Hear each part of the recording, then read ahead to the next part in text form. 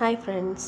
Good morning. இன்றைக்கி என்ன breakfast? Good morning. இன்றைக்கி வந்து பிரேக்ஃபாஸ்ட் வீடியோக்குள்ளே வெண்பொங்கல். போகலாம். ஸோ வெண்பொங்கலுக்கு தான் ப்ரிப்பரேஷன் போயிட்டுருக்கு.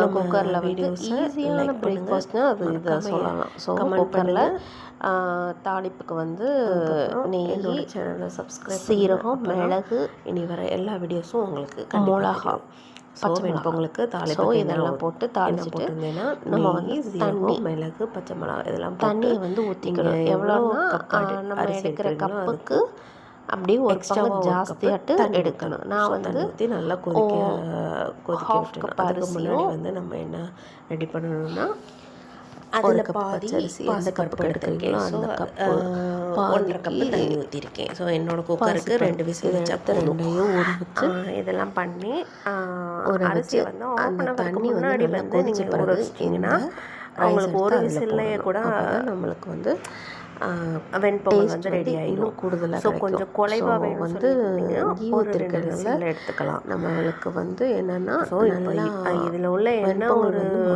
மெயின் மேட்டர்னா நல்லா கொதிச்ச பிறகு தான் அதுக்கப்புறம் நீங்கள் வந்து குக்கரில் போடணும். கொதிச்சிருச்சு பாருங்க. உங்களுக்கு வந்து அந்த அரிசியை போட்டு கொஞ்சம் விசில் டேஸ்ட்டும் ஒரு கிடைக்கும். விசில் போதும். ஊற இல்லாமல் நீங்கள் நினைச்ச மாதிரி முன்னாடியே குலைவாகவும் கிடைக்கும். ஊற வச்சிட்டிங்கன்னா ஒரு விசில் போதும். இல்லைன்னா நீங்கள் டக்குன்னு செய்ய போகிறீங்க அப்படி நல்லா சொன்னீங்கன்னா கொதிச்சிருச்சு.